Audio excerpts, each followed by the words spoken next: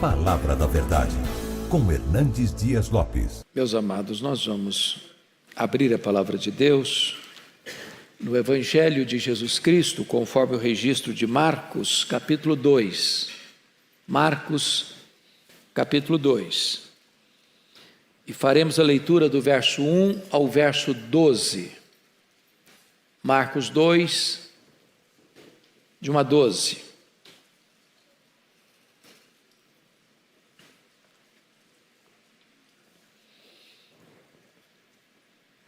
Está escrito o seguinte: dias depois entrou Jesus de novo em Cafarnaum e logo correu que ele estava em casa. Muitos afluíram para ali, tantos que nem mesmo junto à porta eles achavam lugar, e anunciava-lhes a palavra. Alguns foram ter com ele, conduzindo um paralítico, levado por 4 homens. E não podendo aproximar-se dele, por causa da multidão, descobriram o eirado no ponto correspondente ao em que ele estava, e fazendo uma abertura, baixaram o leito em que jazia o doente.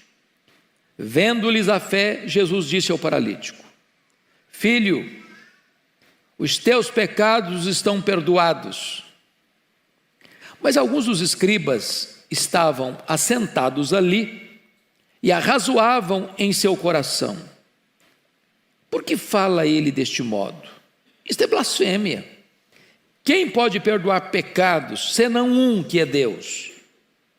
E Jesus, percebendo logo por seu espírito que eles assim arrazoavam, disse-lhes: por que arrazoais sobre estas coisas em vosso coração? Qual é mais fácil? Dizer ao paralítico: estão perdoados os teus pecados? Ou dizer: levanta-te, toma o teu leito e anda?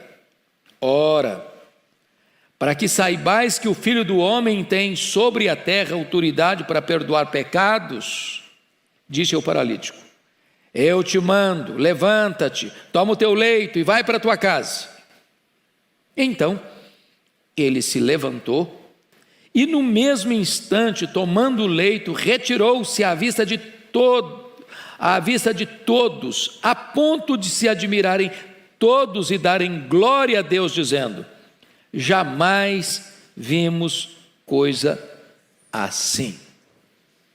Eu gostaria de pensar com vocês sobre este tema: jamais vimos coisa assim. Bom, o texto nos informa que Jesus está de volta para a sua cidade, a cidade de Cafarnaum. Não que ele tenha nascido aqui, ele fez dessa cidade o seu quartel-general durante o seu ministério, desde que a sua cidade, Nazaré, o rejeitou. Cafarnaum era uma cidade aduaneira, era uma cidade onde havia um posto da fazenda, de recolhimento de tributos, de impostos, de grande trânsito de pessoas. Era uma cidade estratégica, era uma ponte para o mundo daquela época. E Jesus estrategicamente vai se fixar nessa cidade. E ele dali fazia suas peregrinações pela Galileia, pela Pérea, e fazia incursões também, mormente nas grandes festas, na Judéia. Diz o texto que correu a informação de que ele estava em casa. E então uma multidão corre para lá. A casa fica entupida de gente. À porta, uma grande barreira humana. Muita gente. E não consta que ele estivesse ali fazendo milagres. Ele estava ali, segundo o verso 2, anunciando-lhes a palavra. Ele era um mestre, ele era um pregador. Quando então diz a Escritura que havia um homem paralítico na cidade, e uns amigos, o texto nos informa, 4 homens, chegam à seguinte conclusão: esse paralítico precisa ser levado a Jesus. E eles creram que se aquele paralítico fosse levado a Jesus, Jesus podia curá-lo. E agora imaginem vocês, esses homens transportando esse homem rua fora. Os olhares, as censuras, as críticas, as perguntas, os questionamentos. O povo não sabe o que está acontecendo e para onde estão levando e por que estão levando.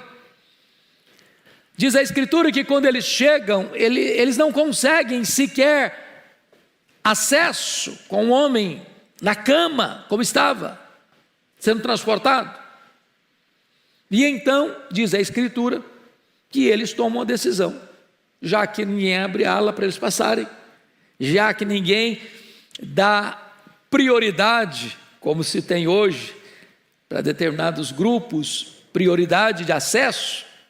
Então, diz a Bíblia que eles pegam o homem e sobem com ele para o telhado, destelham a casa, e certamente com muito empenho e esforço, introduzem o homem de cima para baixo, no exato local onde Jesus estava. E quando Jesus vê esta cena, vendo-lhes a fé, não a fé do homem que estava sendo descido, mas a fé dos 4 homens que estavam fazendo esse ato, vendo-lhes a fé, Jesus disse para o homem: tem de bom ânimo. Está lá em Lucas, no relato de Lucas. Tem de bom ânimo. Filho, estão perdoados os teus pecados. Os escribas e fariseus que estavam ali, fiscais do Sinédrio, não para aprender com Jesus, mas para tentar encontrar Jesus num ato falho ou num ato de contradição para acusá-lo, começaram não a falar, mas a censurar no coração. Por que faz desse jeito? Está blasfemando. Ninguém pode perdoar pecados senão Deus. E Jesus pergunta para ele: mas o que vocês estão razoando no coração de vocês? O que é mais fácil? Eu dizer para esse homem: perdoados estão os teus pecados, ou dizer para esse homem: toma o teu leito, vai para casa? Para que saibais que o Filho do Homem tem autoridade na terra para perdoar pecados, Jesus diz para o homem: toma o teu leito, vai para casa. E diz a Bíblia que imediatamente o homem se recobrou, seus músculos se esticaram, se tonificaram, e à vista de todo mundo, ele pegou a cama dele e foi para casa, dando glória a Deus. A multidão fica tomada de pânico, de reverência, de temor. E todos glorificaram a Deus e disseram: jamais vimos coisa assim. Eu fico olhando a cena, e eu acho que quando aquele homem estava sendo descido, eu não sei exatamente como, se em cordas, ou se 2 desceram e 2 ficaram, e Jesus olha para cima e vê 4 homens que se esforçam. Jesus olha para baixo e vê um homem doente, desanimado. Jesus olha ao redor e vê os críticos, os escribas, os mestres da lei, censurando. E Jesus olha para dentro do coração deles e vê exatamente eles arrazoando pensamentos hostis a ele. E aqui, irmãos, diante desta cena, eu quero tirar 4 lições do texto e peço que vocês me acompanhem, por favor. A primeira lição desse texto trata daqueles que levam alguém a Jesus. Há pessoas que ou você as leva a Jesus ou elas jamais irão. Esse homem era paralítico. Ele estava entrevado, pernas paralisadas, talvez com os músculos já atrofiados. Ele não estava numa cadeira de rodas, ele estava numa cama, num leito. Talvez a coluna torta, talvez com feridas no corpo, de tanto ficar deitado. E estes 4 amigos, esses 4 homens tiveram algumas atitudes. Primeiro, eles tiveram uma visão. Que visão? Se nós colocarmos esse homem na presença de Jesus, ele vai ser curado. Tudo começa com uma visão. É o empreendimento seu, os seus negócios, é a sua empresa, é o seu casamento, é a educação dos seus filhos, é a sua vida espiritual. Você precisa ter uma visão do que você quer, do que você espera, do que você aguarda. Eles tiveram essa visão. Se nós levarmos esse homem e colocarmos esse homem aos pés de Jesus, um milagre vai acontecer na vida dele. Você precisa ter a visão de orar pela sua família, de orar pela conversão dos seus parentes, de orar pelos seus amigos, para que eles sejam salvos. Você tem que ter a visão de trazer pessoas para a casa de Deus, para que elas ouçam a palavra de Deus. Visão. Mas a segunda coisa, além de visão, esses 4 amigos tiveram determinação. Imagine vocês que eles chegaram lá, o homem estava desanimado. O homem não queria sair de casa não. Não pense vocês que o homem, gente, me leva, eu estou precisando de ir, me leva. Não, foi isso que aconteceu não. A primeira palavra que Jesus disse para ele, tem bom ânimo. Jesus não desperdiça a palavra. Jesus não fala assim, tem bom ânimo para um cara animado. Que tem gente que nasce desanimada, né? Tem gente que só olha a vida com óculos escuros, não vai dar certo, não adianta ir, me deixa aqui mesmo, vai ser muito difícil, vai ser complicado. Eles convenceram o homem de ir. Agora imagine vocês quando eles chegam, tem uma multidão na porta, ninguém abre caminho. Falei, gente, está vendo, eu não falei que não queria vir? Olha o que está acontecendo, é melhor voltar. Não, você tem que estar na presença de Jesus. Não, mas como é que não vão? Não tem jeito. Tem jeito. Determinação. Gente, às vezes o caminho da bênção tem dificuldade, tem obstáculo, tem entrave. Não desanima não, no primeiro sinal de problema não, dificuldade não. Determinação. Vai em frente. Mas em terceiro lugar, esses homens demonstraram criatividade. Veja bem, gente, pense comigo aqui. Tinha o peso do camarada, eu não sei quantos quilos ele pesava, mas carregar um homem numa cama não é uma brincadeira. Você já mudou para apartamento de 4º andar que não tinha elevador, subir com a geladeira? Ô, gente, é uma tragédia. Agora, subir com um homem numa cama para o telhado, não tinha andaime não, viu? Desceu o cara, falou, vai ser outro acidente, o cara vai ficar agora tetraplégico. Pensa comigo que eles devem ter feito algumas coisas muito constrangedoras, porque o dono da casa não deve ter gostado não, destelharam a casa do cara, abriram um buraco no teto. Mas esses homens estão o quê? Determinados. E aqui tem um outro ponto, o terceiro ponto é criatividade.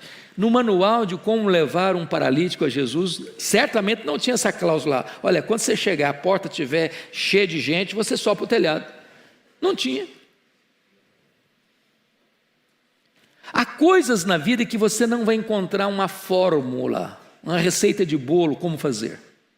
Tem que ter criatividade. Sabe o que significa isso, irmãos? Nós não mudamos a mensagem é imutável. Ela é única, ela é a mesma mensagem que os profetas pregaram, que os apóstolos pregaram, que Jesus pregou, que os pais da igreja pregaram, que os reformadores pregaram, que os nossos antepassados pregaram, é a mesma que nós pregamos, que os nossos filhos vão pregar amanhã, que as futuras gerações vão pregar no futuro. Não muda. Agora, método muda. Tem que ter criatividade. Hoje eu estava fazendo uma live com o pastor Arival nós estávamos conversando sobre a questão das mídias sociais. Que ferramenta fantástica! Meus irmãos, Paulo, na época dele, singrou os mares, com barcos frágeis, enfrentando tempestades, voragens do mar, de rios, perigos, porque ele queria usar todos os instrumentos do seu tempo, da sua época, para otimizar e acelerar e dar celeridade à mensagem. Hoje Deus coloca diante de você mídias sociais, mas não é para você espalhar fake news, não é para você contar uma piada, não é para você tirar sarro do amigo que o jogo dele, o time dele perdeu, não é para você fazer brincadeiras que às vezes contrariam e contradizem o testemunho da fé, não, é para você usar essa ferramenta com uma finalidade específica, levar a esperança do evangelho para as pessoas. Criatividade. Eles inovaram, eles foram ousados, mas notem mais, eles tiveram fé. Eu acho fantástico que o verso 5 nos informe assim: vendo-lhes a fé, não diz vendo-lhe a fé. A fé que Jesus está enaltecendo aqui não é propriamente a fé do homem paralítico. Pode até estar incluída. Alguns estudiosos entendem que está também incluída a fé do paralítico, mas a ênfase do texto é que Jesus viu a fé daqueles que levaram o homem. Às vezes você vai trazer alguém na casa de Deus, ou às vezes você vai levar o evangelho na casa de alguém, aquela pessoa não está tendo fé, não, ela não está nem querendo, às vezes ela está desanimada. Mas Jesus honra a sua fé. Jesus honra a sua postura, sua atitude. E você crê que se você levar seu marido, se você levar sua esposa, se você levar seus filhos, se você levar seus pais, se você levar seus amigos, o Senhor vai fazer um milagre na vida deles. Bom, vamos olhar o segundo ponto da mensagem. Primeiro, aqueles que levam alguém a Jesus. Mas vamos olhar em segundo lugar, aqueles que bloqueiam o caminho para Jesus. Quem está bloqueando o caminho? Olha aí o versículo 2. Muitos afluíram para ali, tantos que nem mesmo junto à porta eles achavam lugar. Agora olha o verso 4. E não podendo aproximar-se dele por causa da multidão, descobriram o eirado no ponto correspondente ao em que ele estava. Veja bem que a multidão podia ter sido mais sensível, não? Jesus não estava fazendo milagres ali, Jesus estava ensinando, pregando. Talvez aqueles que estavam à porta, ao verem aqueles 4 homens chegando com um homem paralítico, e eles sabiam que Jesus podia fazer um milagre ali, diziam, vamos deixar, gente, vamos abrir o caminho, vamos dar espaço, vamos facilitar, vamos ajudar. Aliás, se você ler a Bíblia, multidão sempre foi um problema às vezes. Lembra de Bartimeu, lá em Jericó? Bartimeu está gritando, Senhor, filho de Davi, tem misericórdia de mim, filho de Davi, tem compaixão de mim. A multidão diz, cala, cara, cala.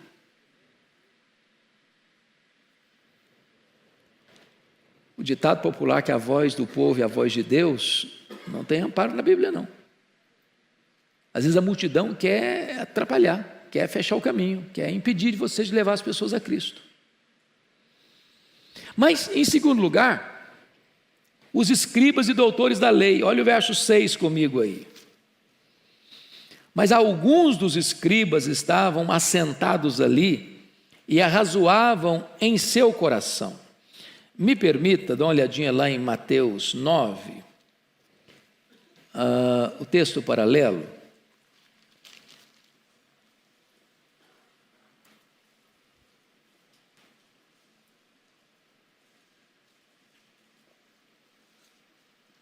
Em Mateus 9, a expressão é a mesma, mas alguns escribas. Mas Lucas 5, 17, está mais claro do que esse tanto de Mateus quanto de Lucas. Mateus com Marcos. Olha aí comigo. Veja você no verso 17. Ora, aconteceu que num daqueles dias estava ele ensinando, e achavam-se ali assentados fariseus e mestres da lei, vindos de todas as aldeias da Galiléia, da Judeia e de Jerusalém. Então, note vocês que esses fariseus e mestres da lei, que eram os escribas, eram os teólogos da época, eram os doutores da lei, eram os mais entendidos da palavra de Deus, eram os grandes representantes da intelectualidade teológica. E eles estão vindo de onde? Está escrito aqui, de todas as aldeias da Galiléia. Ô, gente, na Galiléia tinha 204 cidades pequenas, Jesus percorria, várias aldeias, e eles estão brotando todo lado, gente da Galiléia, gente da Judéia, gente de Jerusalém, do Sinédrio. Eles eram os espécies de fiscais da religião, eles representavam o Sinédrio. O Sinédrio era aquele que coordenava e fiscalizava a questão religiosa em toda a nação. E eles estão lá, como obstáculo. Primeiro, eles não eram ouvintes sinceros. Jesus estava ensinando, mas eles não estavam ali querendo aprender de Jesus, não. Eles não foram para lá porque eu quero aprender de Jesus, eu quero que Jesus seja o meu mestre, eu quero ouvir uma lição para o meu coração. Não, eles estavam ali como fiscais. É muito triste quando alguém às vezes vem para um culto, vem para a igreja, não para ouvir a voz de Deus, mas para criticar o pregador, para anotar uma frase, talvez não bem elaborada. Eles estavam ali para buscar ocasião contra Jesus. Vejam vocês que, em segundo lugar, eles estavam certos e estavam errados ao mesmo tempo. Por que eles estavam certos? Só Deus tem poder para perdoar pecados. A teologia está boa, é isso mesmo. Só Deus perdoa pecados. A igreja não perdoa pecados. O sacerdote não perdoa pecado. O Papa não perdoa pecado. O pastor não perdoa pecado. O concílio eclesiástico não perdoa pecado. Quem tem poder de perdoar pecado? Deus. Só Deus. Só Deus. Estão certos. No que eles estão errados? Eles não reconhecem que Jesus é o Filho de Deus. Eles não reconhecem que Jesus é o Messias. Eles não reconhecem que Jesus era o próprio Deus feito carne. Então, eles estão aí, certos num ponto, errados no outro, mas aí Jesus os apanha nas cordas das suas doutrinas. Por quê? Por que Jesus fez essa pergunta assim? O que é mais fácil dizer? Perdoados estão os teus pecados, ou dizer para esse paralítico, toma o teu leito e vai para casa? Por que Jesus disse isso? Está fora de contexto? Não. Na crença dos escribas, dos fariseus, havia uma espécie de relação de causa e efeito, de sofrimento, de pecado e sofrimento, de pecado e doença. Na mente deles, a causa era o pecado, a consequência era a enfermidade. Então, na cabeça deles, nenhuma pessoa podia ser curada sem primeiro ser perdoada. Por quê? Você só elimina a consequência se você elimina a causa. Jesus não corroborava com essa teologia, não. Lembra lá de João 9? Quando Jesus encontra aquele cego de nascença, e os discípulos perguntaram, mestre, quem pecou, ele ou seus pais, para que nascesse cego? E Jesus respondeu, nem ele, nem seus pais. Ele nasceu cego para que nele se manifeste a glória de Deus. Mas então Jesus os apanha nas próprias cordas da teologia deles, mostrando que ele é Deus. Primeiro, filhos, estão perdoados os teus pecados. Segundo, toma o teu leito e volta para casa. Jesus provou de duas outras maneiras que ele era Deus. Primeiro, Jesus leu o coração deles, porque eles não estão dizendo, verbalizando, está blasfemando, está blasfemando, está blasfemando. Não, eles não falaram nada não. Eles o quê? Cogitaram no coração. E Jesus lê coração. E Jesus lê pensamento. Mas Jesus não só perdoa pecados, Jesus não só cura, as duas coisas são obras de Deus, tanto curar quanto perdoar pecados. Mas Jesus lê coração, lê pensamento, isso também é de Deus, só Deus é onisciente. Mas Jesus prova que é Deus, quando ele mesmo afirmou, confira aí, capítulo 2 de Marcos, quando Jesus diz assim, versículo 10, ora, para que saibais que o Filho do Homem é um termo messiânico, usado apenas para Jesus, o Messias. Então Jesus deixa esses críticos numa situação de total embaraço, porque na cabeça deles o homem só podia ser curado se fosse primeiro perdoado. Como só Deus perdoa pecados e o homem foi curado, então eles têm que reconhecer que de fato Jesus é Deus. Bom, vamos então agora ao terceiro ponto. Primeiro, aqueles que levam as pessoas a Jesus. Segundo, aqueles que impedem as pessoas de chegar até Jesus. E terceiro, aqueles que são levados a Jesus. E destaco aqui três coisas. Primeiro, o paralítico foi cativo e voltou livre. Olha aí comigo o versículo 3, por favor. Alguns foram ter com ele, conduzindo um paralítico levado por 4 homens. Agora olha o verso 12. Então ele se levantou e no mesmo instante, tomando o leito, retirou-se à vista de todos, a ponto de se admirarem todos e darem glória a Deus, dizendo, jamais vimos coisa assim. Então ele foi cativo. Foi cativo do seu desânimo, foi cativo de uma autoestima achatada, por isso Jesus o chamou de filho, foi cativo da sua enfermidade, estava paralítico, e foi cativo dos seus pecados. O homem é cativo. O homem não pode libertar a si mesmo. Ele não pode curar a si mesmo, ele não pode perdoar a si mesmo, ele não pode sequer melhorar sua autoestima, ele não pode sequer resolver os seus problemas emocionais. Mas ao encontrar-se com Jesus, ele foi cativo. E voltou o quê? Livre. Segundo, o paralítico foi carregado e voltou carregando. 4 homens rua fora carregando o leito dele. E ele em cima. Quando chega o verso 12, ele não volta mais carregado, ele volta carregando o leito. Porque quando você tem um encontro com Jesus, o seu fardo é tirado, sua doença é curada, seu pecado é perdoado, sua vida é restaurada. E agora você é livre e você volta demonstrando o poder do milagre da cura na sua história.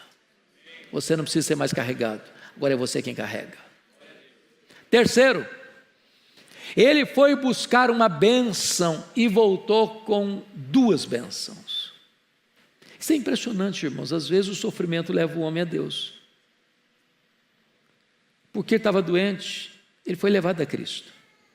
Quantas vezes uma pessoa vai a Cristo por causa de um problema? É um casamento que está em crise, é um filho que está dando problema, é uma enfermidade grave, é um problema financeiro, é uma situação de tempestade na vida. E a pessoa recorre a Deus naquela angústia, naquela dor, buscando uma saída para o seu problema imediato. E quando chega, encontra mais do que uma saída do problema imediato. Encontra perdão, encontra salvação, encontra a vida eterna, encontra a alegria da salvação em Cristo Jesus. Hoje cedo eu estava em Vitória, embarcando aqui para São Paulo. Eu estava entrando no avião. Veio um homem, deu um abraço apertado, disse, meu sonho era encontrar o Senhor. Eu preciso dar um testemunho. Minha vida estava arruinada, Eu estava completamente quebrado pela vida, com a família destroçada, quando um dia eu escutei uma mensagem. E essa mensagem mudou minha história, mudou minha vida, salvou meu casamento, salvou minha família. E hoje eu sou um servo de Deus e a minha família serve a Jesus. Eu precisava encontrar você para dar essa notícia. Às vezes você vai a Jesus ligando o seu televisor ou entrando num programa evangélico de madrugada ou assistindo uma mensagem na hora de desespero. Você quer resolver aquele problema. E Jesus, além de resolver aquele problema, resolve todos os problemas da sua vida, porque salva você para toda a eternidade.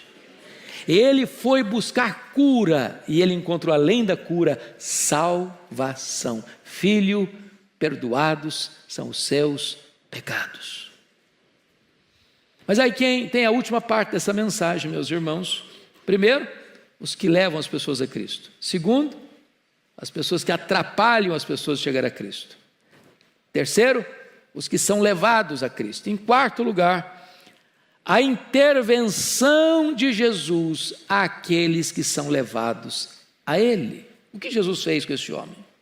Chama a sua atenção para o fato de que Jesus fez 4 milagres na vida desse homem, 4 curas diferentes na vida desse homem. Em primeiro lugar, Jesus curou o paralítico emocionalmente. Está lá em Mateus 9:2, que é o texto paralelo. Só aparece em Mateus essa expressão. E eis que lhe trouxeram um paralítico deitado num leito. Vendo-lhes a fé, Jesus disse ao paralítico: tem bom ânimo. Essa expressão tem bom ânimo, só Mateus registra. Aqui eu examino a cura emocional. Tem gente desanimada. Parece que já nasce desanimado. Outros problemas fizeram dessa pessoa uma pessoa desanimada. Ela já não acredita mais. Ela já jogou a toalha. Já entregou os pontos. O camarada está sendo transportado rua fora, subir com ele para o telhado, abrir o telhado, descer com ele onde estava Jesus, o cara está desanimado. Todo mundo está acreditando que a coisa vai acontecer, ele não está. Você conhece gente assim?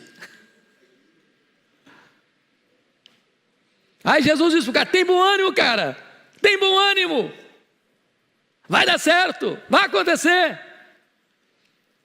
Jesus, antes de curar o camarada fisicamente, cura o indivíduo emocionalmente. Talvez você veja aqui hoje precisando de uma cura emocional. Tirar esse nevoeiro da sua mente. Tirar os óculos escuros, que às vezes a gente só anda de óculos escuros. Tudo está cinzento, tudo está escuro, nada parece que vai dar certo. Você já aposta no fracasso, você já faz provisão para o fracasso. Tem bom ânimo. Tem bom ânimo. A segunda cura que Jesus faz para esse homem, Jesus o curou psicologicamente. Vamos voltar para Marcos 2. Olha o que Jesus disse para ele. Versículo 5. Vendo-lhes a fé, Jesus disse ao paralítico: filho. Essa expressão é maravilhosa. Filho.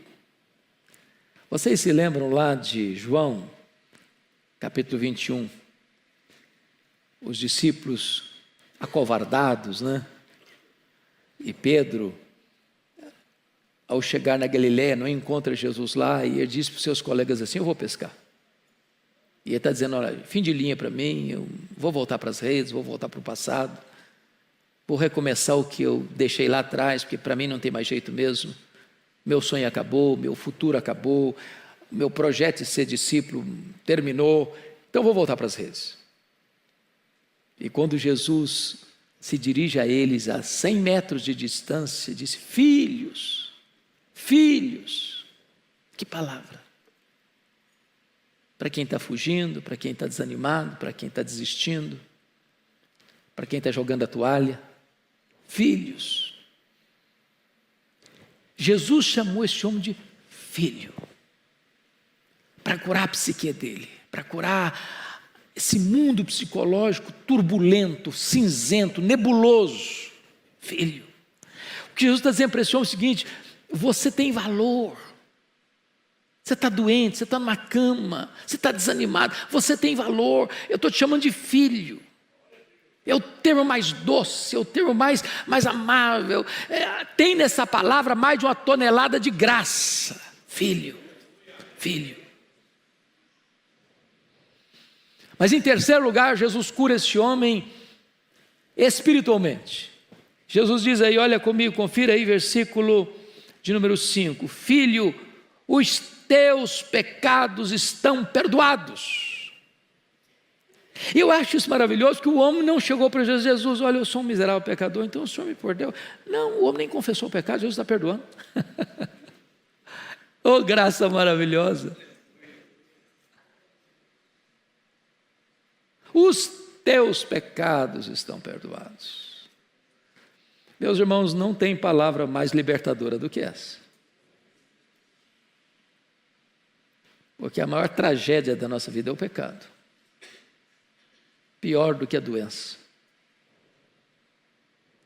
Pior do que a pobreza. Pior do que a perseguição. Pior do que a própria morte. Todos esses males não podem nos afastar de Deus. O pecado afasta, no tempo e na eternidade. Feliz é aquele que pode escutar de Jesus: teus pecados estão perdoados. Você não precisa mais carregar essa culpa, esse peso, esse chicote da consciência, esse tormento. Não tem colchão suficientemente macio para quem está atormentado pelos seus pecados. Não tem travesseiro de pena de ganso que dê jeito para a sua cabeça atormentada pela culpa. Mas esta palavra é doce, é libertadora, é restauradora, traz paz. Filho, os teus pecados estão perdoados. Está resolvido. Está resolvido. Não tem mais peso, não tem mais culpa, não tem mais condenação, não tem mais juízo, não tem mais inferno, não tem mais susto das acusações do diabo. O sangue de Jesus purifica de todo pecado.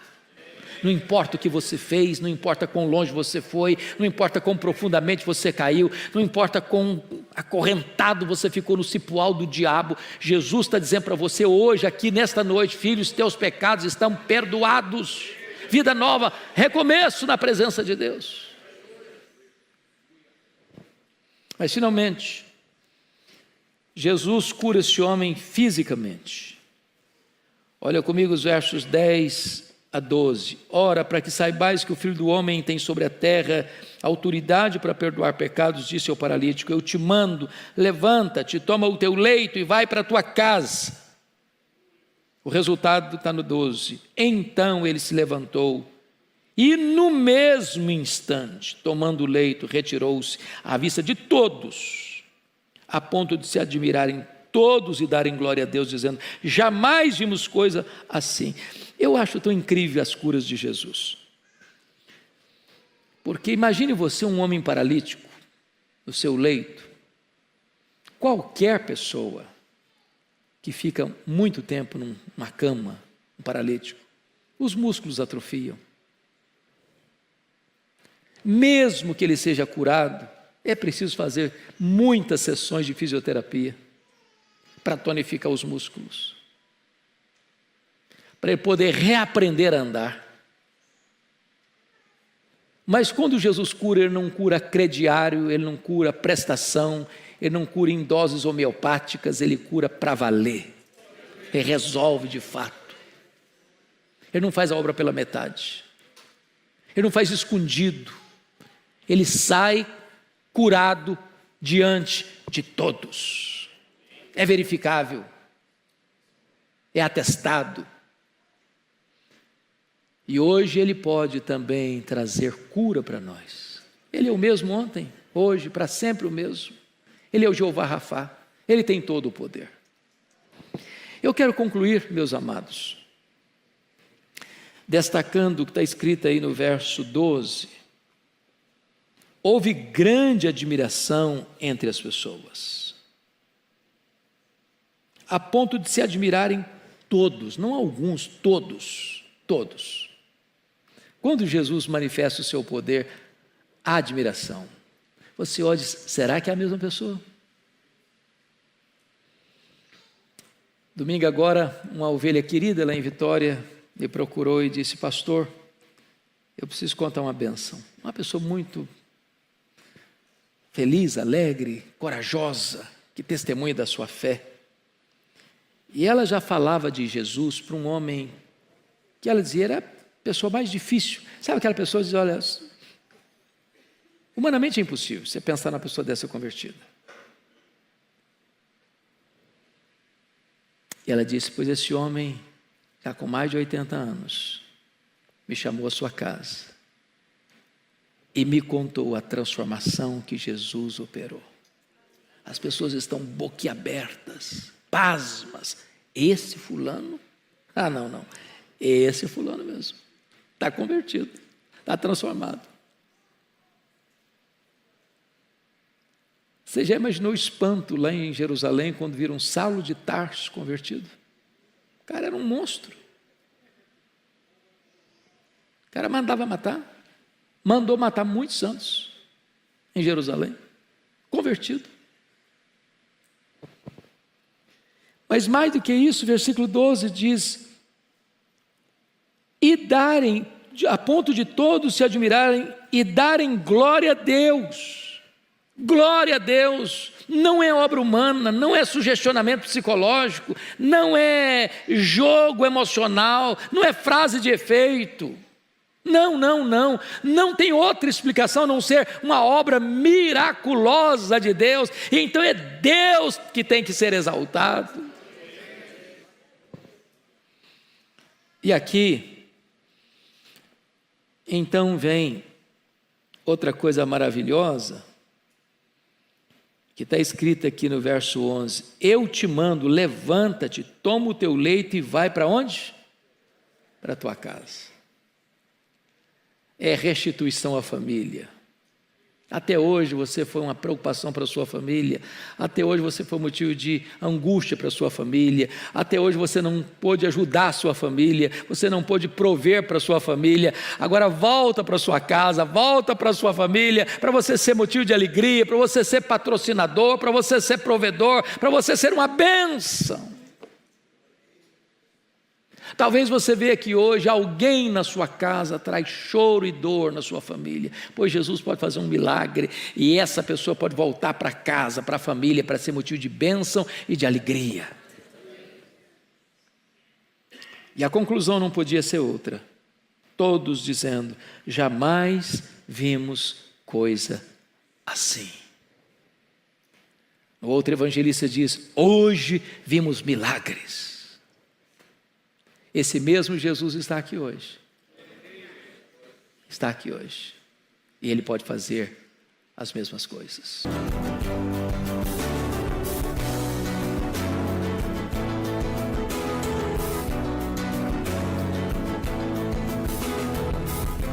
Palavra da Verdade, com Hernandes Dias Lopes.